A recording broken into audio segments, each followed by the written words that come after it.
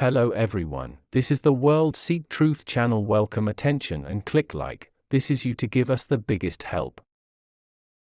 As we all know, the Industrial Revolution began when British workers invented the textile machine. Before that, British textiles were not famous at all. At that time, the world famous was our Chinese silk. Both technology are far superior to those of Britain. But why didn't the Industrial Revolution happen in China? And the answer turns out to be because there was a lot of people in the Qing dynasty, and wouldn't it be a good thing to have a lot of people? And we have high economic growth now. Much of it is due to the sheer size of the market and the demographic dividend. How did that get in the way of the Industrial Revolution in the early Ming dynasty? Because of the influx of silver from the Americas into China, there was so much money that he was able to make a reform of the regulations by putting all sorts of miscellaneous taxes and swaying into peace. Nutrition was collected on the basis of land, and the lower classes who did not have land would not have to pay taxes, and then the Qing dynasty inherited the Ming dynasty's tax system and moved forward. This is tax reform. And the second thing is that in the Ming dynasty people had to bear the burden of two highly mobilized armies. Daming's army. Needless to say, the nomads outside the pass have been plundering the central plains for sustenance, as well as being the burden of the people after the Qing dynasty entered the pass.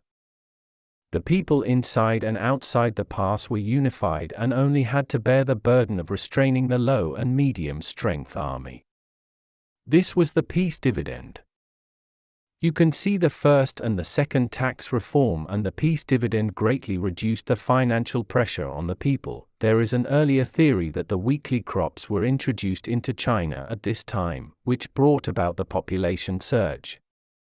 In fact, the causal relationship is reversed. The population exploded before they had to introduce weekly crops to feed more people. It is precisely because of the population explosion that China's economy has fallen into a state of self-death. China's population has overgrown and created a large surplus population with no work to do. For a little bit of money, these people are willing to do it, and the cost of labor is very, very cheap. Any kind of technological change that is designed to save labor, therefore. The Industrial Revolution on the premise of technological change could not take place naturally in China. So you see, this is a dilemma that we have: overpopulation, and the agricultural economy can't absorb that many people. What do we have to do with the industrial economy? But because we have so many people that we can't spontaneously enter the industrial arena, we lock ourselves into a low-tech state, is called the involution. So how do you break out of this? What happened after that is that we all saw a very sharp collision with the West, introducing new technologies from outside into the global order. And when Britain went through the Industrial Revolution, where did we go? Is in the history of China's greatest prosperity. At the peak of the Qianlong period, our economy was the largest in the world. There is no doubt about it. Our share of world manufacturing at that time was 8 times that of Britain, 6 times that of Russia, 9 times that of Japan, and the United States at that time had just seen nothing. But the Chinese people were not living as well as we thought they were. Although it was a prosperous age, the total grain output of China was on the rise in all dynasties. It was over 40 billion jin in Qin and Han dynasties, over 60 billion jin in Sui and Tang dynasties, over 80 billion jin in Song and Yuan dynasties, over 130 billion jin in Ming dynasty. It reached over 200 billion jin in a month in Qianlong period. But let's not forget that there's also a population explosion if you look at food per capita. It was at its lowest level since the first emperor of Qin. And what does that mean? That ordinary people, even if they were diligent, didn't have any savings in their lives. In the event of an act of God, one could starve to death. This is a great event of hunger. There is a lot of sorrow in the world. The British sent a huge delegation to China, and by that time they were the dominant maritime power, and they had colonies all over the world.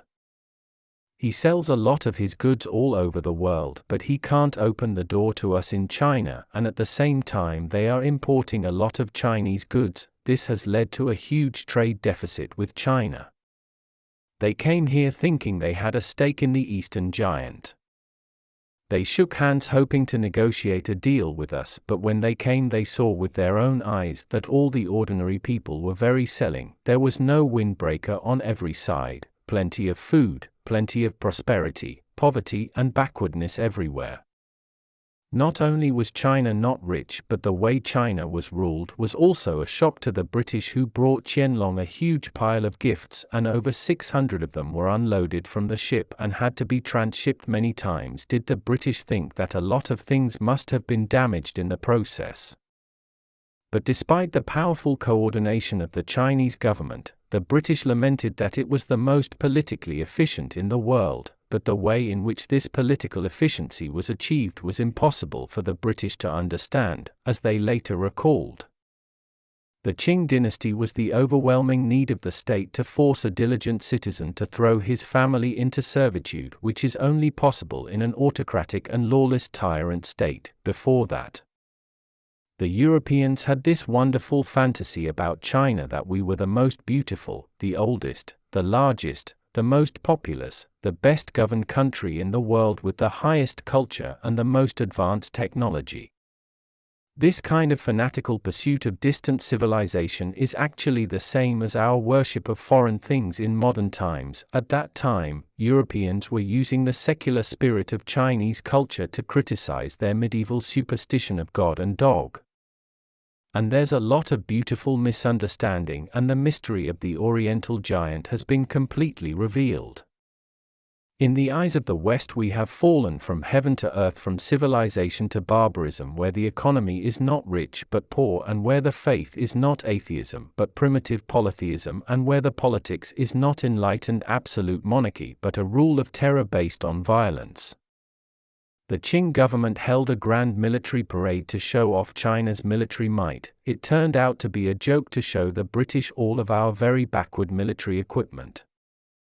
The British went back and said that the Chinese Empire was a shabby old ship because of a few prudent captains, has allowed it to sail for 150 years without silence, but its huge body can certainly strike fear into the hearts of neighboring nations.